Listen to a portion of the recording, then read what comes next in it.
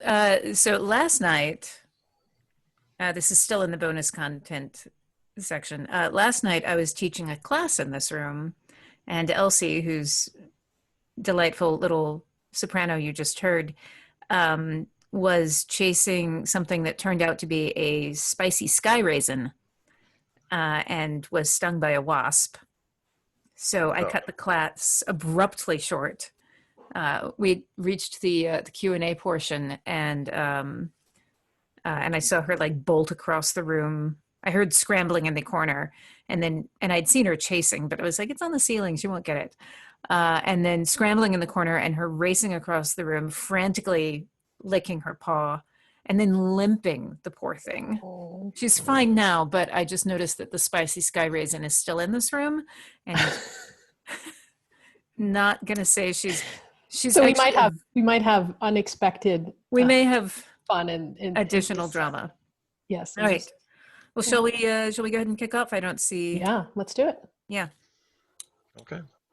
Uh, some of you I think know me. I see a few names and a couple of people I think I know, and some I definitely used to work with. Thank you for coming. My name is Dwayne. I run the science fiction and fantasy at the University Bookstore here in Seattle. If you have not been there, you should come sometime when we're actually open more. I apologize for the messy shelves behind me. This is probably one of the neatest places in my house.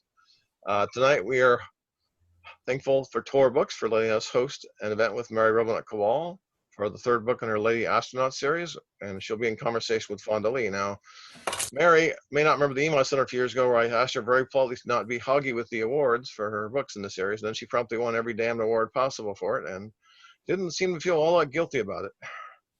But 3 books so far in that series. Relentless Moon is the new one. She has written 5 books in her historical fantasy. I call them the Jane Austen with Kick books. She wrote a really cool War I Ghost Tuckers, and she's written a handful of other things. And between that, she's also a major puppeteer. And I wonder, can you tell me how many actually audio books and such you've done at this point?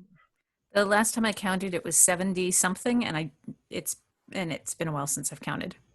Yeah, so you can see that Mary is just not doing much with her time, so we'll have to work on that with her. Fonda Lee has written a couple of pretty cool young adult books dealing with human-alien interaction. She wrote a fight book called Zero Boxer about how to deal with fighting in basically weightlessness. And she's now working on, I believe it's still a trilogy of Jade City and Jade War. And, all she did was won the World Fantasy Award for that. So obviously she's not doing much either. Fonda, having watched her interview people before, I really wanted her to work with Mary because Fonda comes up with some fun questions, and I think it'll be a good combination. So I'm going to let them take it away. Please say hello to Fonda and Mary Robinette Kowal. Thanks, Dwayne. Thanks. And thanks, everyone, for joining us. So first of all, congratulations, Mary Robinette, for putting out, this is launch day, right? Or no, yesterday. No. We've been out for July 14th was launch day. Oh, gosh. Okay. No, I know. It's. I'm sorry. Time is like completely lost all meaning. Time and pandemic are not actually compatible with each other. Well, belated congratulations on launch.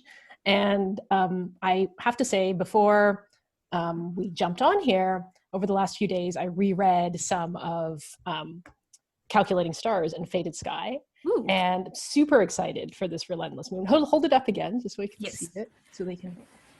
And I don't think we mentioned, Dwayne, before we jump further, folks who want to go ahead and purchase the book through U Bookstore, how do they go about and do that?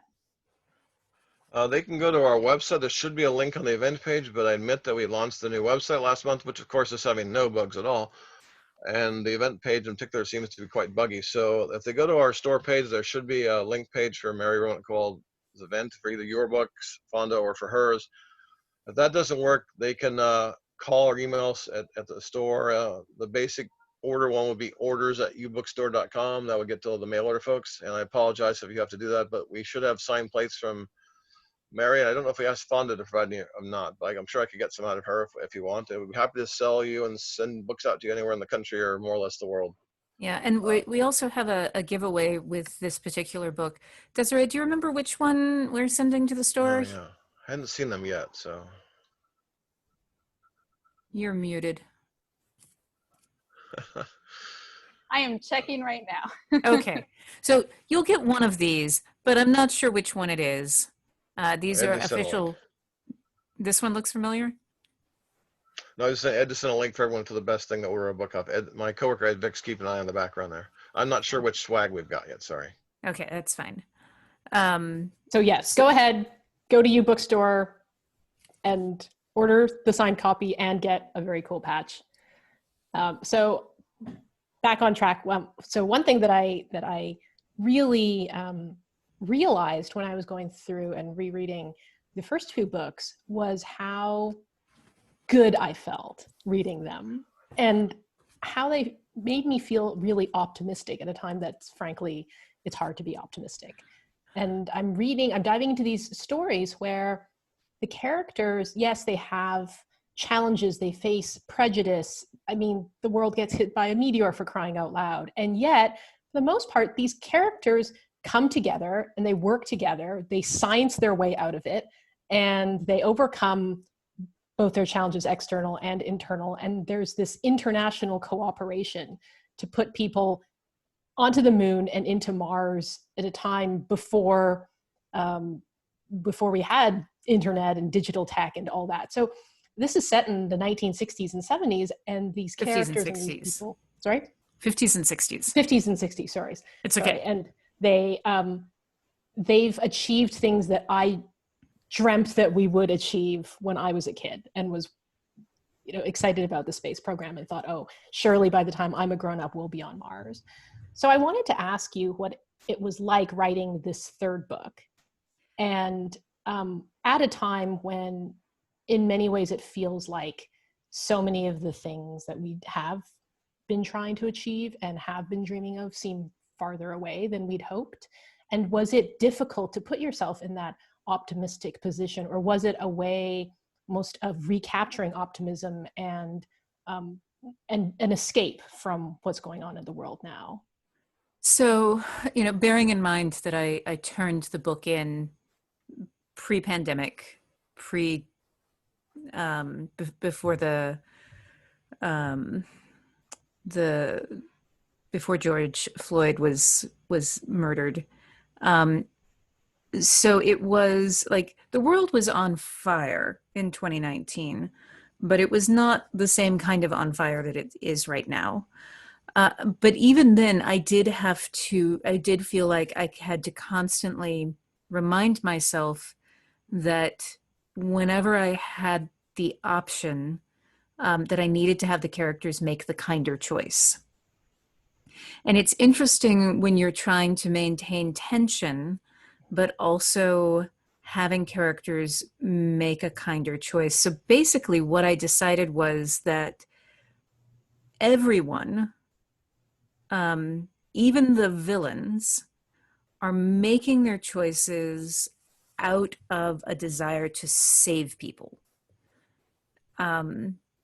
which in some ways is, really horrifying, but that everyone was like, we are working for the good of everyone. It's just that they have very different ideas of what that good is.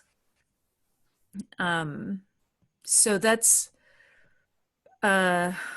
was, but framing it that way made it easier because it caused me to,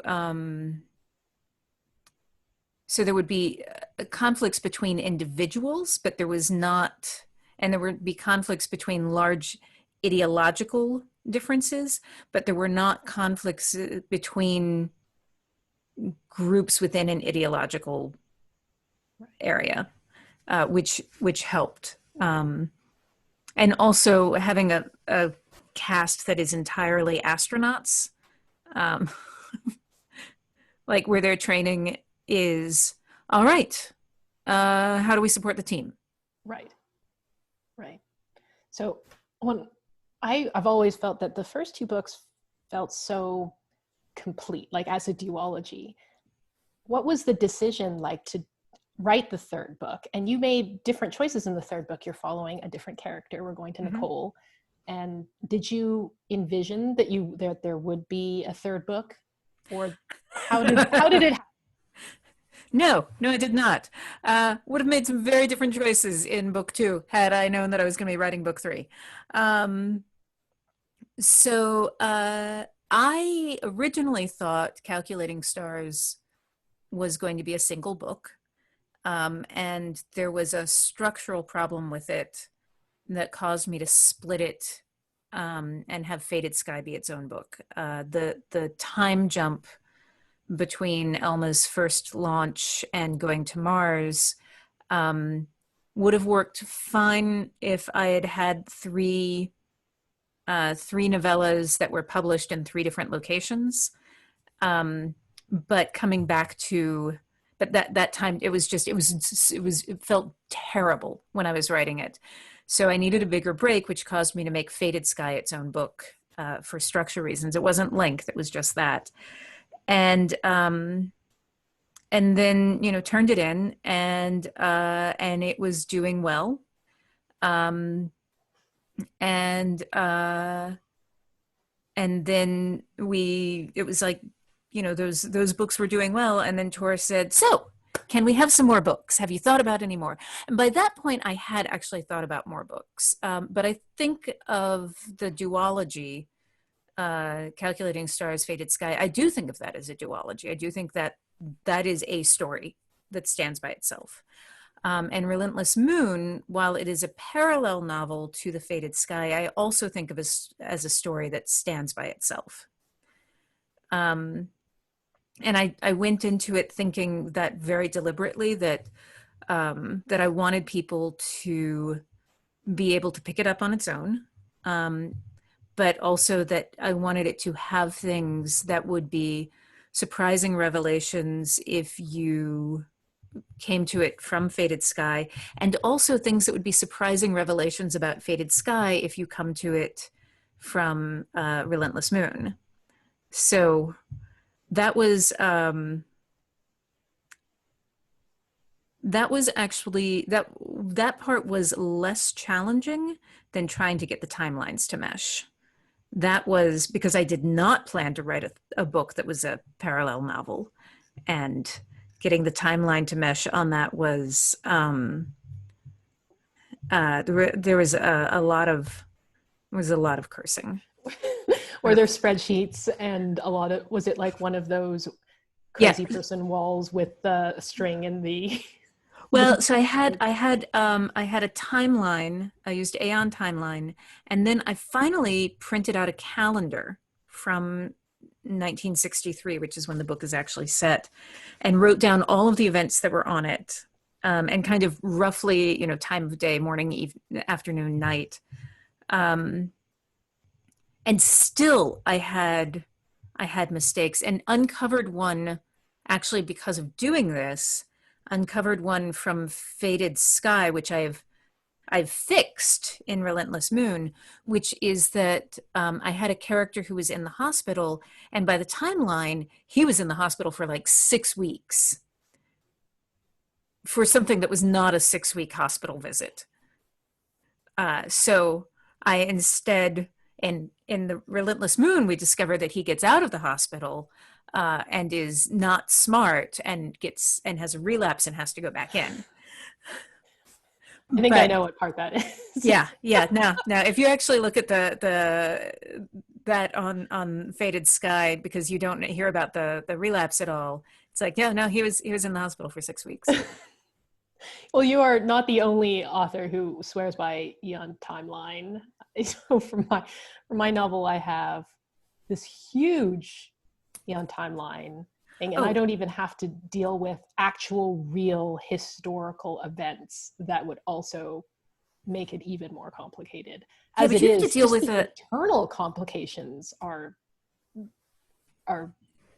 brain. Yeah, it is. Yeah, but I mean, you have to deal with a different calendar, right? Yes, that I do. How did you set that up? So I basically just pegged it differently. So I just sort of said, okay, well, New Year's is now this day, and like kind of and worked it that way. But for me, the biggest challenge with keeping everything straight is the scope of the trilogy and the number of years it covers and how many characters there are. So one of the things I love about Eon Timeline is the ability to peg all of give your characters their birth date. Yes. And, be able, it's so helpful. So helpful. But it's fantastic because I have uncovered a number of situations where it's like, okay, well, that's not possible because that character is pregnant for like 2 years, or like this one scene where it was like, oh wow, yeah, there's this conversation with these kids, but that child is actually 8 months old, so this conversation cannot happen. So, yeah. But did you have to, because you also have real life events in the book, did you fudge any of those? Did you stay true to them? How did you work with real life history, and where did you allow yourself to change things versus not?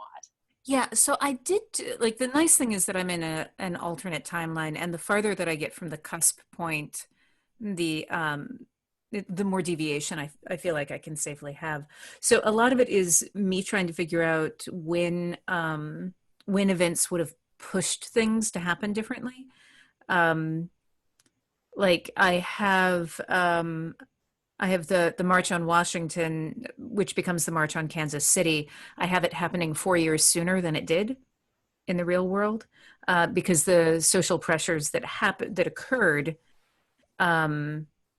were 4 years sooner, because of the meteor. So I'll do things like that.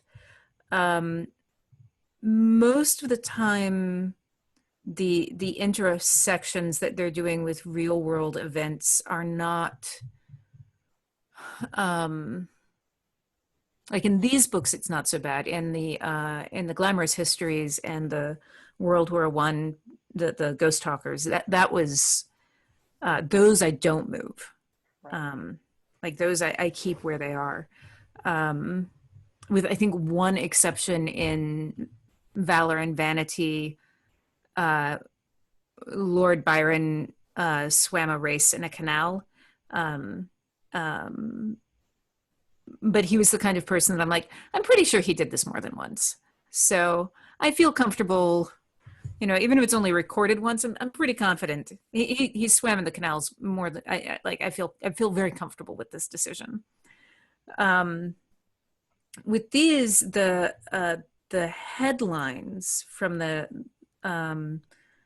are all headlines, not all, most of them are real headlines from the period, that I have adjusted the epitaphs that I've adjusted for timeline. I will sometimes move one of those around if I'm just using it as a model, but for the most part, like, they may vary by a day or two, but for the most part, if there is a headline in there and it's from a real article, especially with the first two books, it happened on the day that I say that it happened. Not like, I can't tell you that it's 100% that, and there are some headlines some articles that I also just completely made up whole cloth. I also let myself grab articles that were related to the space industry, from 10 years down the road. Right. And 10 or in some cases, I think I would go 15 or 20. But I would let myself grab some of those, and then adjust for timeline. Right. It sounds like a lot of it is making judgment calls as to what is plausible and what justification do I have for this happening at a different time because of the alternate history and what's happened in this world versus in our world. Yeah. Like, there's a couple of things. There are actually one or two that I think I did grab from the 21st century, about climate. There's one about climate refugees. Right. That I think I grabbed from this century. Because climate refugees are already a real thing. Like that is a thing that is already happening. Right. Yeah. And very plausible to say that that would have been exactly what we'd seen if everything had been accelerated, essentially. Yeah. So I have other questions I'm going to ask, but I just want to quickly tell our viewers that we are going to spend some time taking questions. So if you have a question, please go ahead and drop it into the little chat section, and I'll keep an eye on it, and we'll get to some of those. So I am in awe of the amount of research that had to go into this series. And we can talk about space for days because of the zero I know we can. And the wonderful thing I think as well is like having that amount of research sitting in your brain and on your hard drive gives you a whole other closet of things that you can write about and talk about as part that tie into your novels, but are also just fascinating things to share with your readers. So I have to ask how you even approached tackling something like that, because you've got the historical research, you've got the super brainy science astronaut research, and you have to take those and blend them together and form a compelling character study out of it all. So, how did you even break that up? And the places where, Elma is doing things that I can't even understand, but it sounds incredably smart. How do you write characters that are, well, frankly, smarter than you, the writer? I treat, so my math skills, I am not formally diagnosed with dyscalculia, but I have had conversations with people who deal with learning disabilities, and they're like, oh yeah, you have dyscalculia. That was actually how I learned the word the first time. So math and I are not friends, but not in the math is hard kind of way. We're just like, so I treat it like a magic system. And if you actually pay attention in calculating stars, and in all of them, but in calculating stars in particular, I have Elma and her brother talking about the math that she needs to do. And they throw around pieces of equations, but at no point does she throw an entire equation down. The closest she comes to that is she begins walking some senators through. And the way I handled that was I knew what the problem I was going to have going into this was that in order to deliver the verisimilitude, that I was going to have a casual relationship with all of these different branches of science, and that the amount of research that I would have to do in order to have that casual relationship was more than I had time to do. Mm-hmm. And so what I did was I hired a science consultant. And that was Stephen Grenade. And then I also tapped a bunch of other people with areas of specialty, and I would just be like, can you help me with this thing? And it turns out that if you're talking to people who are readers, they are, but not writers, they are so excited about shaping a book that they'll just answer questions. So I think all of the consultants that I have are also science fiction and fantasy readers. And it's just so nice. But I think I'd talk about this in one of the afterwards, that they would basically play Mad Libs, that I would just hand them the thing and say, so, can you help me with this? But really I would do, I treated it the way I treat historical research, that I'd get, kind of a broad overview. And then the places where I realized that I would need to know something more specifically, I would read about it. But if I needed to get like really nitty gritty with something, I would just go to one of my people and be like, hello. Like in Relentless Moon, there's a launch. And I wish I had recorded this conversation. It was so exciting. Babak Ferdowsi works at JPL, and he does a lot of stuff. He was on the Mars Curiosity landing. He's also known as Mohawk Guy. And I I needed to know when one particular launch was going to happen. But in order to know when that was going to happen, we had to have a conversation about what the regular schedule of supply ships going to the moon was, what the restrictions were on getting them in. And it was this, like, again, so much more information than I actually needed to have. So I called Babak and I'm like, hey, here's the thing. And listening to him work through the problem was the coolest thing, because they're launching from Luneta, which is the orbital platform. And I know that. And I'm like, how, like, what does that do to your launch windows? And he's like, okay, so for ease, I'm going to assume that we're orbiting the same way the ISS is, because I have those numbers. So that means you're still only going to be able to launch at these particular points, but you don't have to deal with getting off the planet. You still do have to arrive at the moon at these set times, because you want to land on the moon at dawn or at dusk, because so the shadows are very long.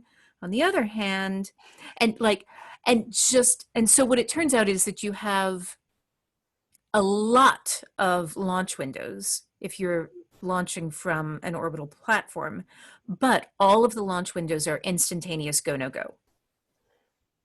So there's like, if you miss it, you've just missed it. And then you have to wait for 90 minutes to come back around and try it again.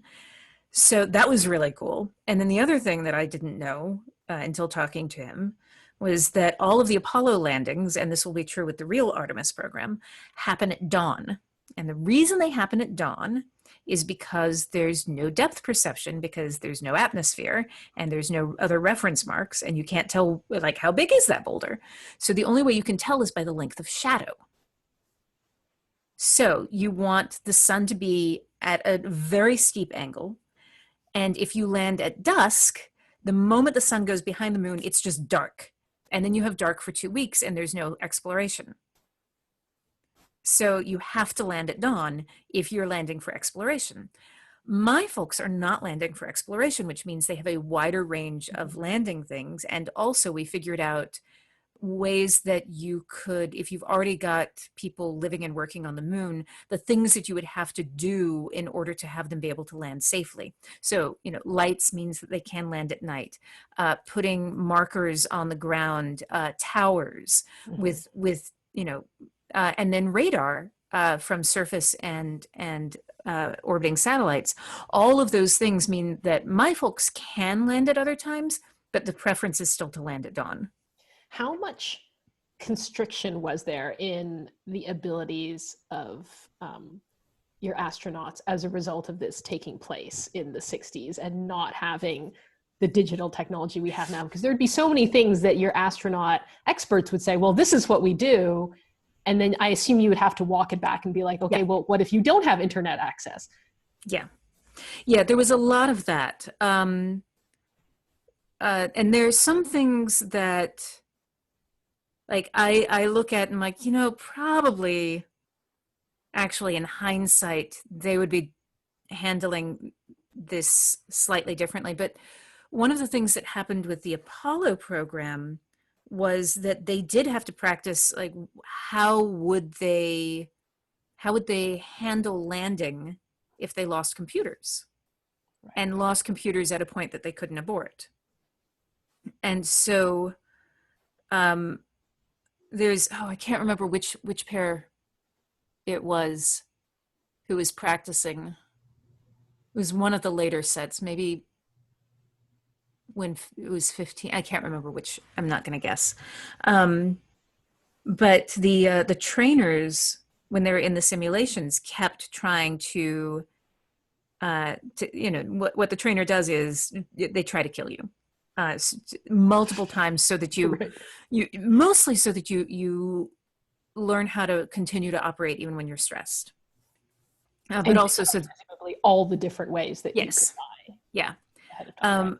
And so there was this one pair, and they kept trying to get them to crash by taking out the computers in this particular thing. And what they did was one of them took over roll and the other took over yaw, and truly co-piloted the thing down.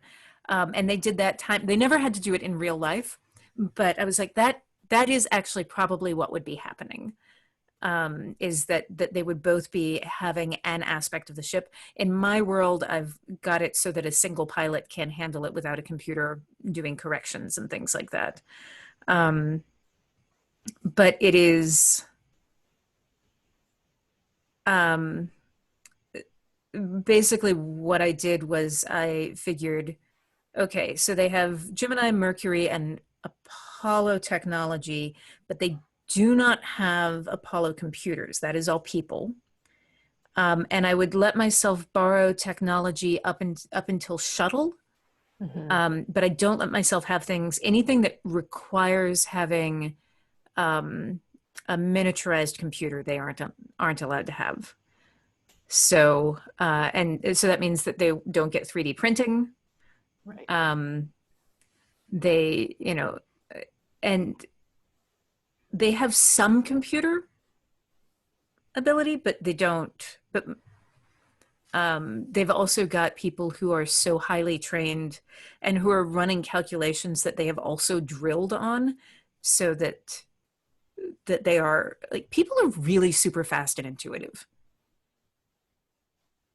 It's it is pretty. So this is a question that might be of interest to the folks in the audience who are writers. How did you go about finding the experts that you needed? Well, first of all, knowing who you needed as experts and finding them.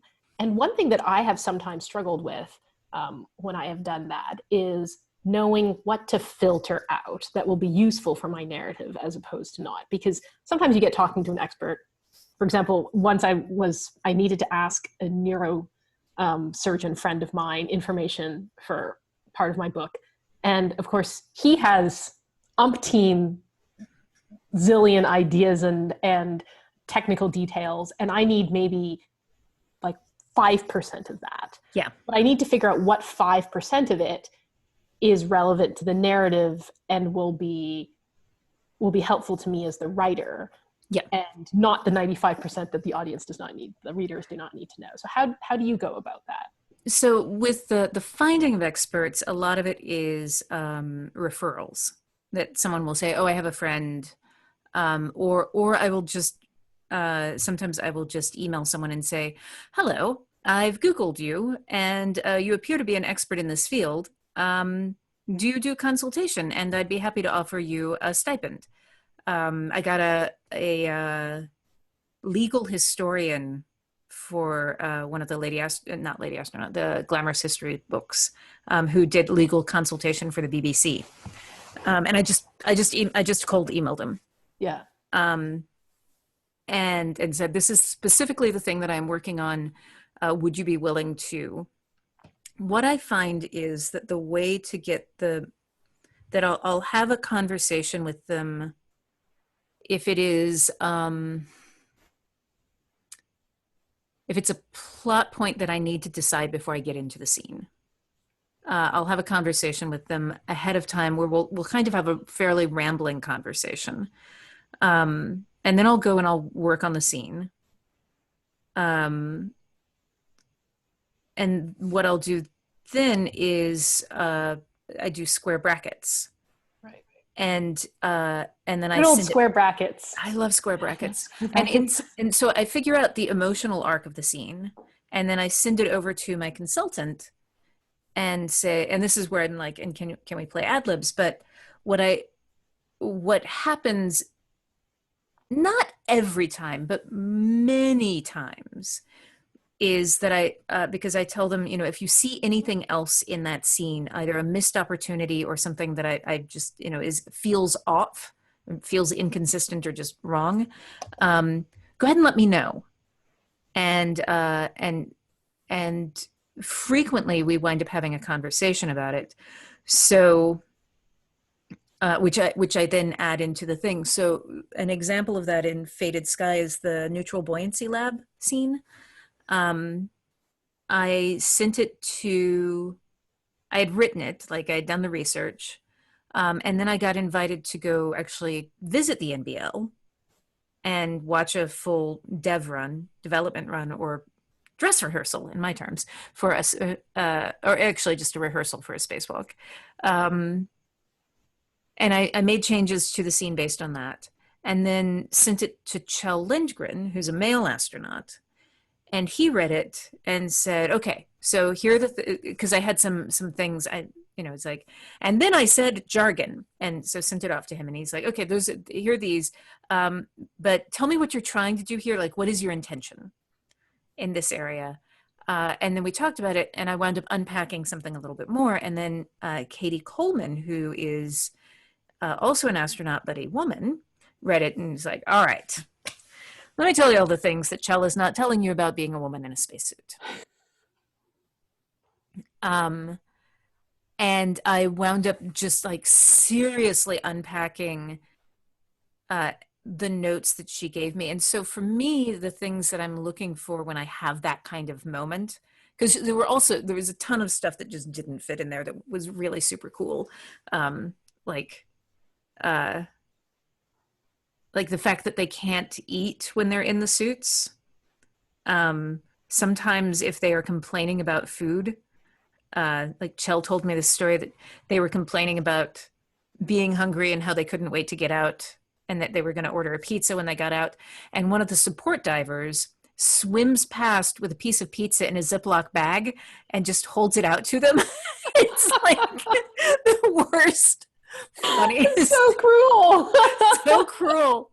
It's so good. It's so good. They rib each other constantly. Like, they're very focused and are doing their work, but it's hilarious. And I'm like, oh, I want to use that. There's nowhere I can use that. And also they don't have Ziploc bags yet. Oh yeah. Yeah, like plastic bags are still like super new. So what I look for is the same thing that I look for when I'm doing research on stuff that I understand myself. I'm looking for things that will add emphasis to a point that I'm trying to make, that will give texture to a scene in a place that it needs, that will illuminate the world in some way. And everything else is just backstory that doesn't fit. But there are there's some times I'm just like, but I want it so bad. It's so whiny. I love what you said about thinking of the science and the tech as a magic system. That just makes so much sense to me, and I haven't ever put it in those words before. But but it really is. And as someone who's written science fiction and fantasy, we've both written science fiction and fantasy, and people have sometimes asked me, do you approach them differently? And I've always said no, because I don't feel as though there's any difference in terms of the role that magic and tech play in my stories. But the way that you just articulated that now made so much sense, because it really is like, well, what do you need this for in the narrative? And how does it advance the story and the character development? And how do you make the thing that you put on the page feel super authentic and true, but also and be completely convincing, but then just show that tip, and you don't need like the other other stuff. Like the magic in Jade City it feels so real. Like, and that's a case of treating magic like science, which is I think the way, like, that's the way I approach it.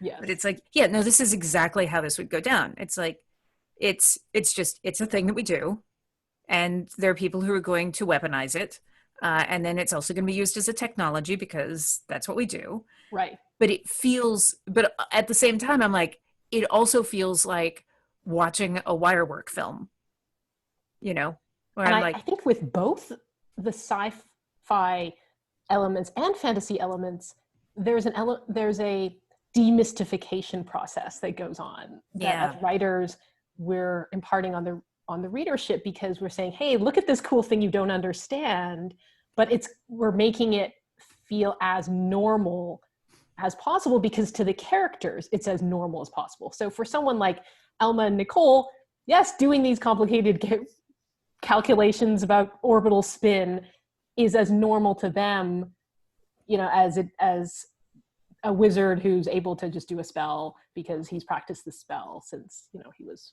apprentice when he was 10 years old. So that like, just the parallel there suddenly clicked in place for me. That was really good. Well put.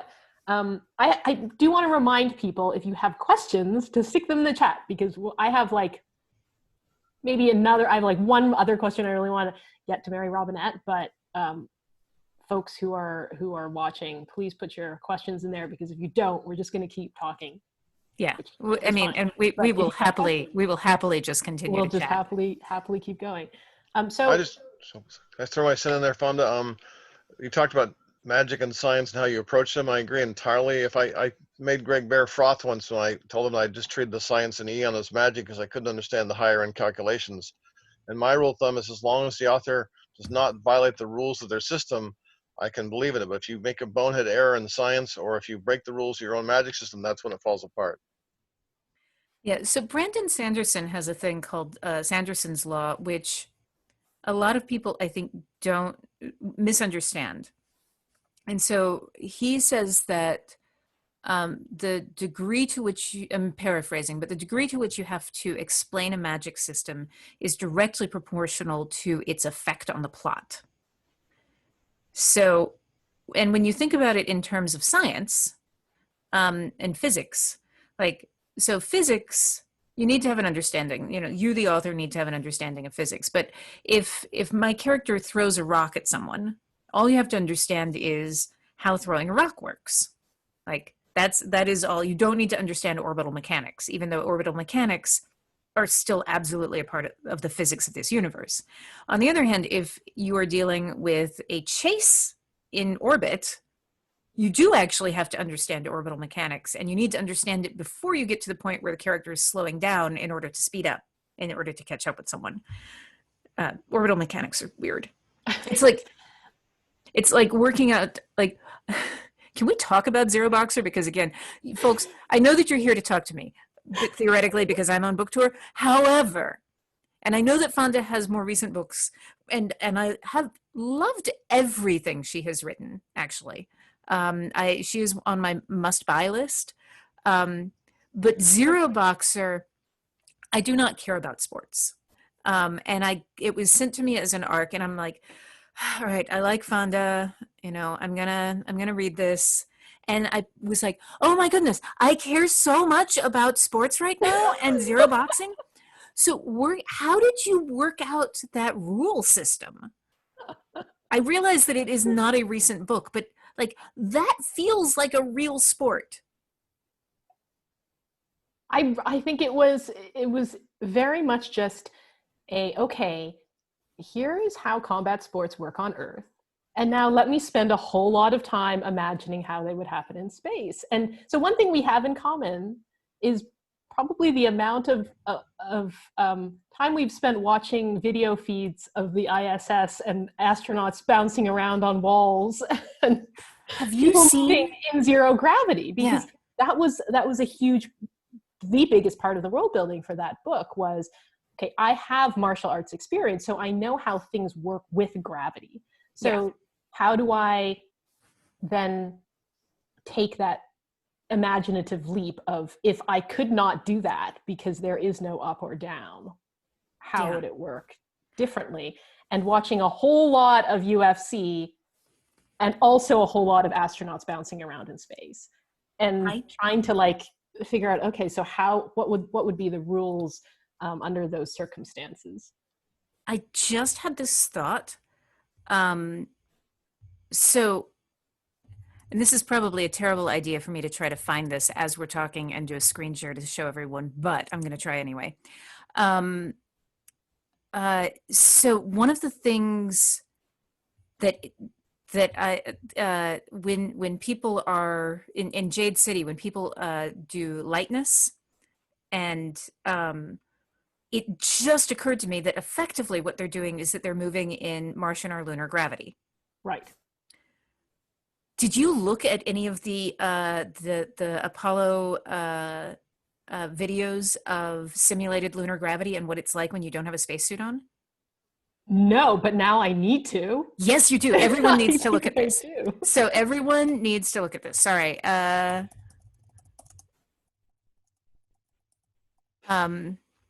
think I can get to it fairly quickly. If I can't, you would, as often as I go and grab this, you would think that I just had it queued, and you would be mistaken about that. Here we go. Oh, look, I found that immediately. So give me just a second. So this is a set of experiments that they were doing to get a sense of what it would be like to move around on the moon. Hang on, let me do that share again. So that I'm actually sharing the computer sound. Although I don't think it's making sound during this.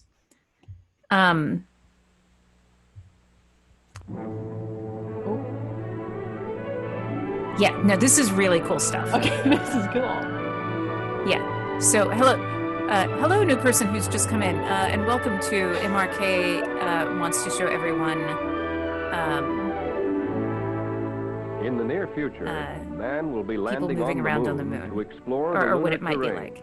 take All right, so there is no scientific sound. measurements, erect housing facilities, Just and so everyone prepare is the aware, space there's no sound. vehicle Okay, for the great. Here we return go. to Earth.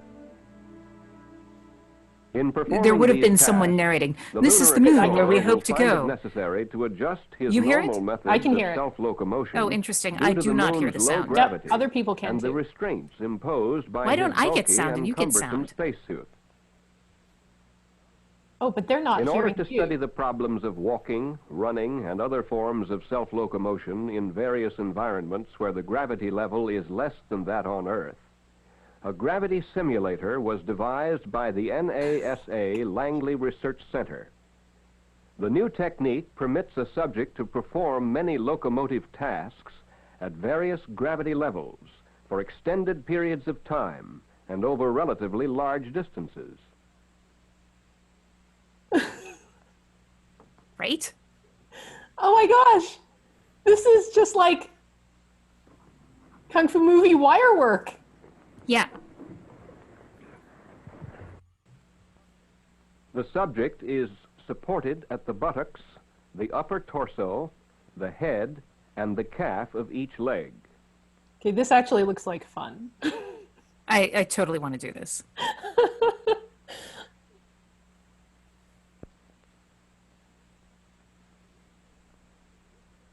The tubular frame used for support of the lower leg provides And please freedom note of his movement shiny for the shoes. upper leg. Sometimes a sling for the lower arm is used, depending on the type of test being made and the preference of the subject. The subject is very comfortable in this position and can move his body in a normal manner, even though restrained from lateral movement.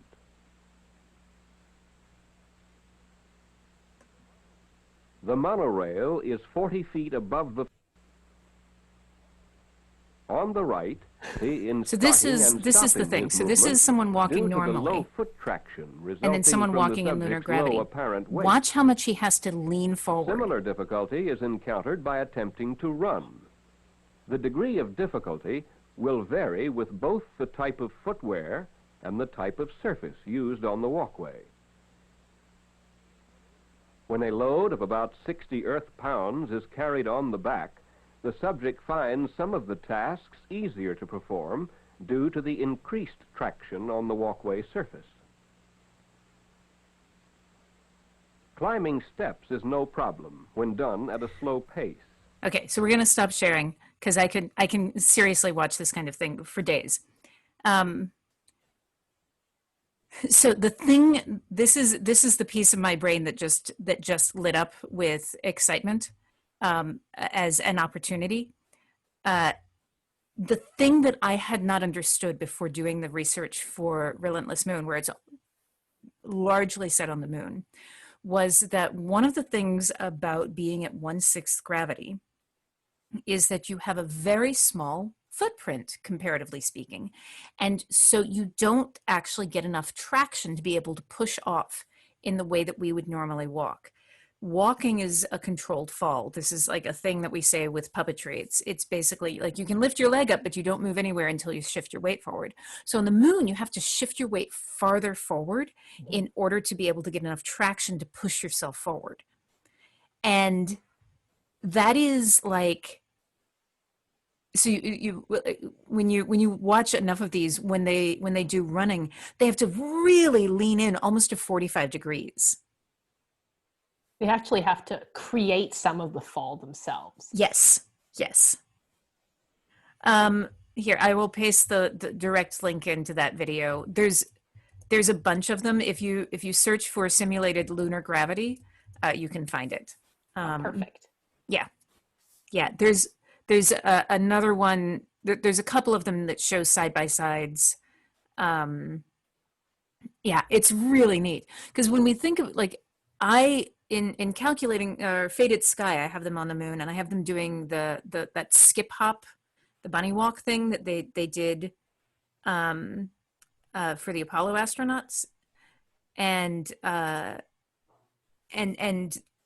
realized that the reason that they moved like that was actually because the suit was constricting them, not because it was the movement you needed to do to walk on the moon. So in answer to Dan's question, were the 180-pound packs the Apollo astronauts wore actually helping them walk normally on the moon? Correct. It was actually giving them more weight and more traction, but it also had mass, it's the same amount of mass. So when they start going, they can just tip over. One of the other things that I think Harrison Schmitt said, one of the other astronauts, it was I think Apollo 16 or 17 where they were overnighting on the moon. But that one of the things that would happen as you kind of got used to being there was that as you started to fall over, if you felt yourself going, you could start running. And you had enough time, it took enough time to fall, that if you started running, you could actually get your feet back under yourself.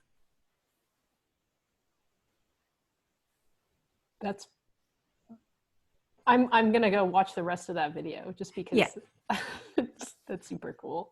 Yeah. And also I kind of want one of those because I know. I am. How fun would that be? I've been looking at it and going, parts of this are very similar to a Peter Pan flying rig, and I know that a lot of theaters have to be empty right now. I wonder if I could talk someone into letting me come in and build one. Also, like, as opposed to writing a novel or something. Let's write off as a puppeteering expense. Sorry. It's secondary pandemic project, right? We all need some pandemic project. Right. Like I crochet, but I could give up crocheting and build a lunar simulated gravity rig. There's another one of those rigs that's on essentially a treadmill, but it's a giant spinning hamster wheel that's on its side so that they can run around it while in that rig. I think I had something like that in Zero Boxer where they had to train their vestibular system in order to actually compete. So they would go into these gyroscopic workout balls, basically. Yeah. And be spun around, and that would be part of their normal workout. Yeah, this one is I mean, I different. would be hurling. Yes. Within like 5 seconds. Yeah. No. So nobody wants to be like the Heinlein and go fly on the moon, and no one wants to do that. The old Heinlein novella. Yeah. It's yes, and yeah, I mean, like, if would you go to the moon, Fonda, if you were given an opportunity? Yeah, I would. Yeah. I would. I would worry about the motion sickness part because I am very easily motion sick. It turns out that there is not a relationship between your motion sickness on Earth and what happens to your vestibular system in space. Some people adapt and some people don't. And also fascinating, like some people will go up, and even the ones who don't adapt well, if they're doing medication, like they can continue to function even if they feel crappy. But some astronauts, like Kjell Lindgren has talked about this in speeches, that he went up and was just sick for 3 days, and actually they ran out of emesis bags and had to and had to mock some up using Ziploc bags and maxi pads. Because you have to have something to control the splash. Right. So it doesn't just come flying back right. out at you. My pleasure. I'm happy to share all of this with you. But another astronaut I talked to who had gone up multiple times said that he never got sick when he went up. He always felt great. But when he came back up to Earth, he spent the first hour he was back just emptying his stomach. And someone else went up and said that for the first day or so, for the first several hours, they were fine. And then it just felt like they were doing constant backflips. Oh, gosh. And eventually that settled down. So you don't really know. Like, you could be fine. Yeah. You could be fine. You could be terrible. You have no idea. Yet for a long time. But it would be worth it, for sure. Yeah. That would be awesome. So because we're just coming up on the hour, see if there's does anyone have a question that they want to throw out to Mary Robinette? And I am open to answering any questions. And also, since Fonda is here and she is brilliant, feel free to ask her questions. I've just volunteered you. Sorry about that, Fonda. No problem. No. Okay, well, I will ask one last question then. Okay. Someone else is going to jump in. So I would love to know about so one of the things that I love about the first two books is how you've got a super smart female main character who is also very human and relatable. And one of the things I love is how she has like real friendships and a totally functional, supportive marriage.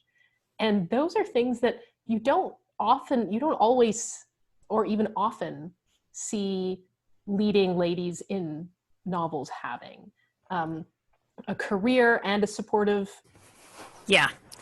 marriage and friends, and she deals with anxiety. And so I'd love to hear you talk about that, and also how you approached writing now Nicole in the third book. So I have issues with the fact that we so rarely see functional happy marriages. You also write functional happy marriages, which also makes me that may be part of why I like your books. I mean, occasionally there's like an assassination attempt, that they have to deal with. But that's the thing. It's like the conflict doesn't have to come from the characters, from within the characters. Hello, that is not your chair to scratch. No. Do you want to come up and say hello to everyone? No, you just want to be, okay. Fine. Speaking of conflict. So I actually treat the relationship like a character. And decide going in that,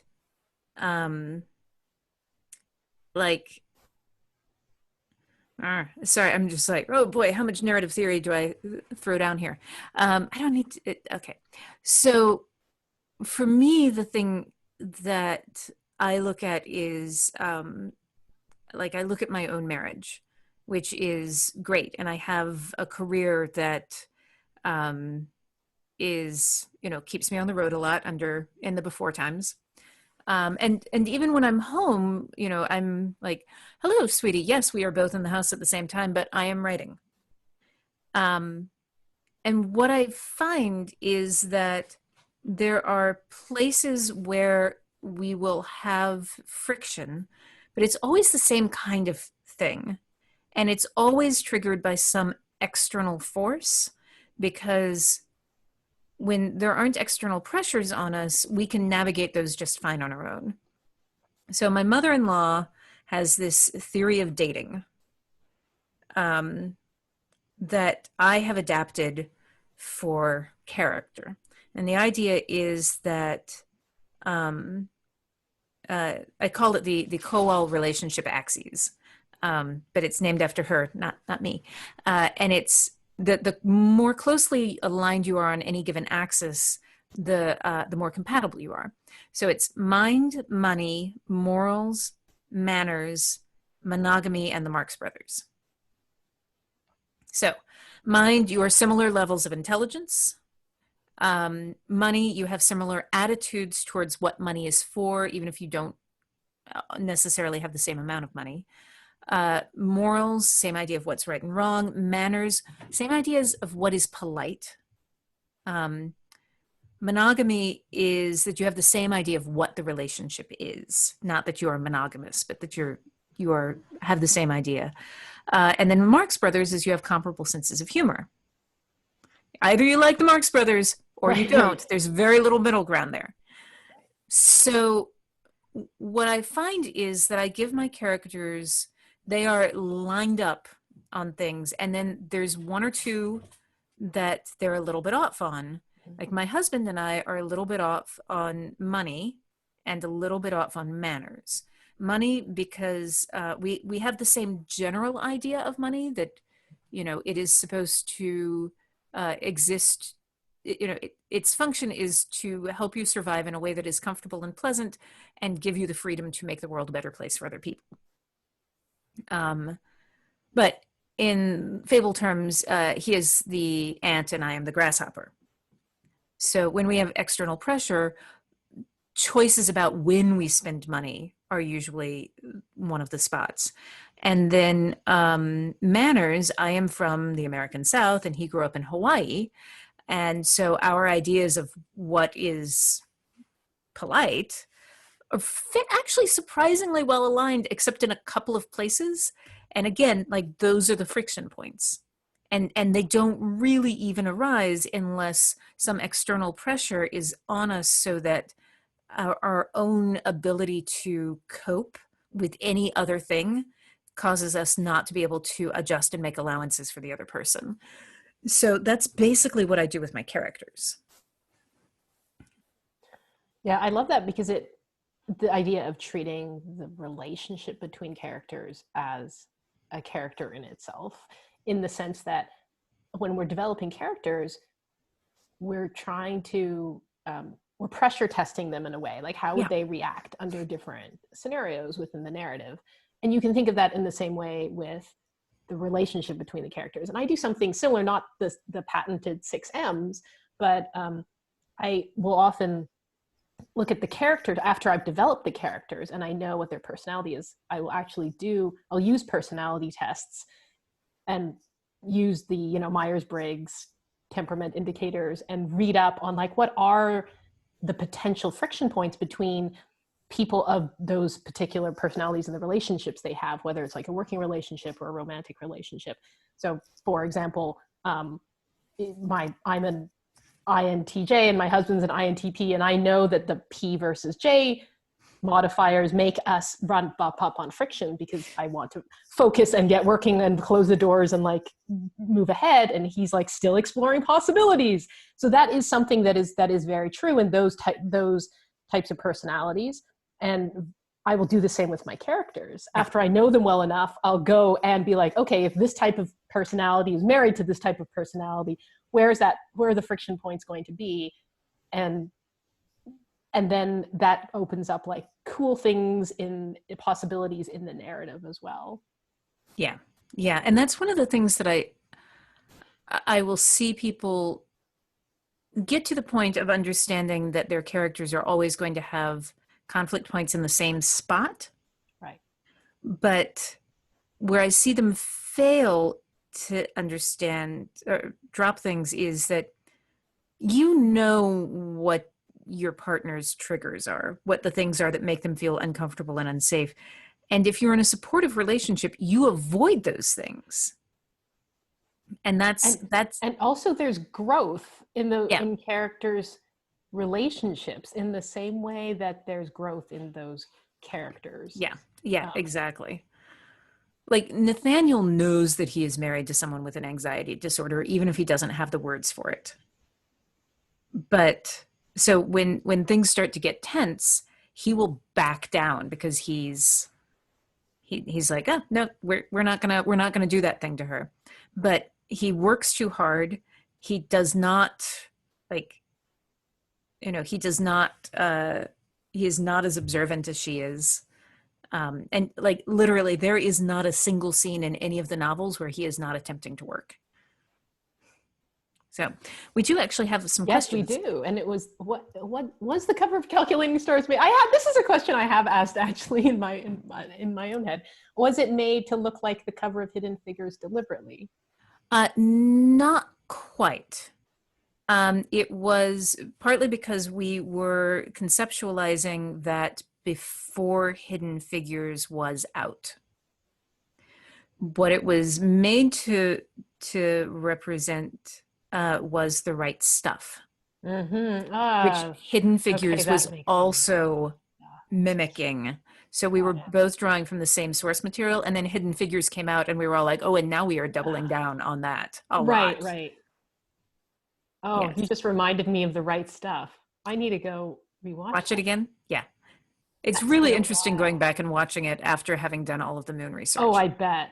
Oh, here's a thing that annoys me in The Right Stuff is that the moon landing is happening, Apollo 11, and Jim Lovell, Tom Hanks, is out in the yard doing the thing where, oh no, this is Apollo 13. But in Apollo 13, they may do it in The Right Stuff. No, it's Apollo 13. But in Apollo 13, he's like, oh, there's the moon, and he's putting his thumb over it, and it's this beautiful full moon. I'm like, Apollo 11 just landed. That moon is not full because it needs to be dawn at the spot that they are on. That is not a full moon. Curse you. Abby would like to know, Fonda, if you have an ETA you could share for Jade Legacy. Oh, gosh. I would also like to know that question. So it is handed in. It is sitting on my editor's hard drive. And, there's still months of revisions ahead and so on. But it is scheduled to come out in mid-2021. So right around this time next year. Awesome. Who knows where we will be as a society at that time? But yeah, we don't need to think about that quite yet. But yes. There will be a book. There will be a book. At that point, we'll have a book, and you can come up, and we'll have a party too. Absolutely. Yeah. Yes. Yes. Okay. Launch at Worldcon in Washington. That is. That would be fantastic. Yeah. Yeah. Yes. So, and I'm sorry that I don't know if it's Johanna or Johanna, but sent me a private asking if I could show you my cat, and then with apologies to Desiree. I don't know why you're apologizing to Desiree. So the cat that scratched the back of the chair was Sadie, but I'm going to call Elsie over. Elsie, come here. Yes, hello. Come on up. Elsie, come. Elsie up. Good girl. Hi. So this is Elsie. Oops, did you get your treat? No, you dropped it. Oh yeah, and it went into a crack there. That's a real problem. Now you're down too low for people to see. Okay. Yeah, hi. Hello. Here, I'm gonna hold you. Oh. This is Elsie. Elsie. This is my spicy sky raisin chaser. And hey, Elsie. Yeah, hi. Do you want to see if we can do this for the people? High five. Good job. Good job. Yeah, hi. I love her tiger stripes. Yes, she's and her ridiculous little. She's got a raccoon mask. Because I love it. She's a tiny bandit. Hey, Elsie. Oh, hi. Yeah, I know the chair is really not the right place to try to do any tricks at all, is it?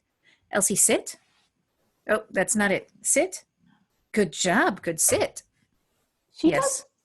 she does sit as well as my dog does. She also does roll over. Oh, that's better than my dog does. Yes. I'm Hi. still Oh, working yes. on roll over with her. Hi. Good job. Wait, now, do you want more treats? That I she's know. right in front of the porthole, and so she totally looks like a space cat. It's great. Yes. Sometimes she turns around and bats at the porthole, which is very satisfying. It's awesome. Hi. High five. High five. I know, it's a weird position. Elsie, high five. Good job. I will take that because it's a weird state. Mm-hmm. Oh, yeah. We are working on getting her to sit on the shoulder so that she can ride around. So far, we've only gotten her to the first two paws on the shoulder. Or if I am in table position doing yoga, she needs no encouragement at all to help me with cat yoga. Hello. Can you hear her purring? I can. Faintly, but I can. Hello, yes. Yes. Oh, she's adorable. Yeah.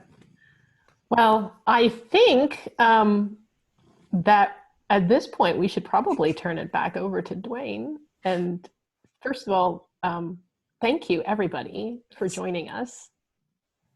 Yes, thank you all so much for coming. Yes. Thank you. Desiree, would you paste in, I should have asked you, would you paste in the link to the postcard thing? So anyone in the US who turns in proof of purchase through the link that Desiree is pasting into the chat, after tour ends, Nicole, my main character, will send you a postcard in the mail. Very cool. From the moon. Okay. I want a postcard from the moon.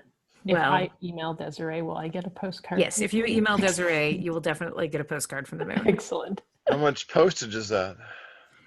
So the nice thing is that the IAC, in order to foster good morale, varies the mail back and forth from the moon. You get a certain amount of mail that you're allocated. And obviously for any things that are about promoting the space program, that's also part of an astronaut's duties. So the cost of getting mail from the moon to Earth, that is included as part of your salary. It's not docked from your pay or anything. Once it gets to Earth, then you have to pay postage and or duty on that once it's here. So, but that is part of why this is only for people in the US, because Nicole is sending it back to the Kansas City site from which it will be mailed, I think.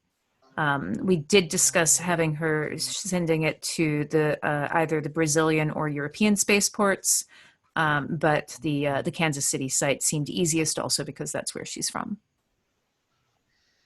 Okay, well, I'd like to thank everyone for coming and taking part. And Ed put the link up on the chat as to what's the best way to find the books on our website. Does anyone have any last minute questions they want to throw at us? Anyone before we close it down? And as you see, I will answer anything, even about, hello, here's my cat. Oh, and Canada, US and Canada, my fault, yes. Well, thank you to Fonda for being gracious enough to accept my invitation to come in and do the questioning. I knew she would be very good at it. Thanks to Mary for putting up with us. Hopefully in the not distant future, we'll be doing some more of this actually in our real space. But in the meantime, we're going to do more of this online. We're still kind of ramping up. So forgive us if our technology and our skills at this are still rudimentary. I apologize for that. Anything else? No, that's it. No, thank you, everyone. Yeah, thank you all so much. Okay, are we gonna, okay, there we go.